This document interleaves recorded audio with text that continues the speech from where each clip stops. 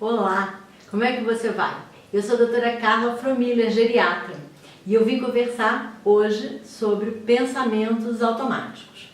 Você sabe aquela pessoa que acorda no meio da noite e fica só pensando nas soluções catastróficas que vão acontecer com as situações da vida dela? Pois é. Ou então aquela pessoa que nunca vê o lado positivo das coisas, desqualifica tudo que é pequena vitória, tudo que é bom e só vê o lado negativo, negativo, negativo. Pois é, esses são os pensamentos automáticos. São exemplos, são ciclos viciosos de pensamentos que ficam na nossa cabeça e vão causando ansiedade, vão causando estresse, um monte de sofrimento. Então é interessantíssimo, porque eu acho que como tudo na vida, todo mundo tem. Todos, uns um pouco mais, uns um pouco menos, e a questão é que muita gente se paralisa diante desse sofrimento. Muita gente, por causa dessas emoções turbilhonadas, elas têm comportamentos que não são às vezes os ideais, os mais legais para a saúde. E como a gente nunca para pensar nisso, eu vim conversar isso hoje com você. Como é que eu descobri isso? Foi em novembro de 2015. Eu estava fazendo um curso nos Estados Unidos de um outro assunto e eu comprei um livro, tipo assim, para dar aquela olhadinha à noite, e era um livro de um personal trainer muito conhecido, chamado Bob Harper. E eu quase caí para trás, porque depois de 30 anos de medicina, aquilo sim estava me falando uma novidade que eu achava que não só eu não conhecia, como me ajudaria a auxiliar tantas pessoas a conseguir chegar no peso ideal. E não precisa dizer que eu devorei o livro a noite toda e reconheci em mim uma série desses pensamentos negativos. Eu achei, meu Deus do céu, que coisa é essa? Eu nunca tinha ouvido falar disso. Então, para mim foi um conhecimento revolucionário e é isso que eu gostaria de falar hoje com vocês.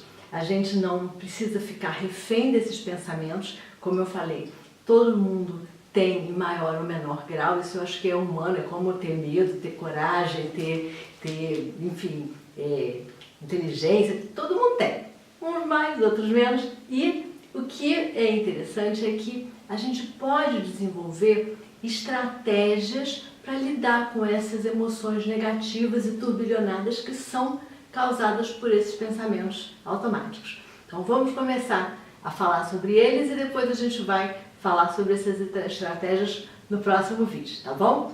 Então, o primeiro que eu quero que vocês conheçam, que é um dos mais comuns, é exatamente a capacidade de catastrofizar, ou seja, a gente prevê um futuro catastrófico para as situações da nossa vida. Tem gente que faz isso de vez em quando. Tem gente que faz isso sempre. Por exemplo, vai planejar uma viagem, só consegue imaginar as coisas que podem dar errado nessa viagem. E isso é uma coisa super interessante, porque quando a gente vê que a gente faz isso numa série de situações e a gente até projeta isso nas pessoas que estão ao nosso redor. É muito interessante. Um outro pensamento automático que eu quero que vocês conheçam é a prisão do deveria. Aquela história, eu deveria ter sido uma mãe melhor. Ele deveria ter feito isso ou aquilo.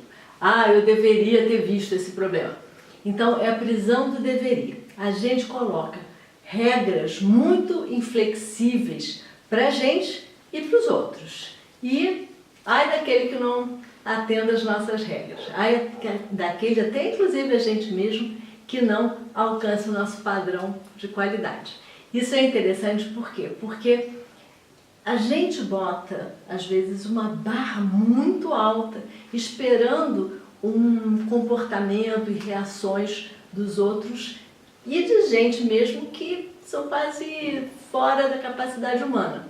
Mas a gente não quer saber, a gente coloca e vai se aprisionando naquela história do passado. Eu deveria. O outro que eu gostaria que você conhecesse é a rotulação. Isso a gente vê muitas vezes, a gente faz e a gente vê as pessoas fazendo. A gente coloca um rótulo naquele indivíduo ou na gente, ou nos outros, e pronto, aquele indivíduo é aquilo. Então, eu vou dar um exemplo. Ah, ela é super mimada, super estragada. Ou então aquele cara é o verdadeiro imbecil, o verdadeiro idiota. Ou eu sou um fracassado, eu sou uma fracassada. Isso é rótulo. Ninguém é inteiramente mimado. Ninguém não pode uma palavra definir um ser humano com uma alma tão rica e com tantas manifestações, tantas interações com o mundo, ser definido com um adjetivo só. Então são rótulos que às vezes minoram, diminuem aquela pessoa e não ajudam. E isso simplifica o raciocínio, mas em compensação também gera também coisas ruins, quando a gente se rotula e quando a gente rotula os outros.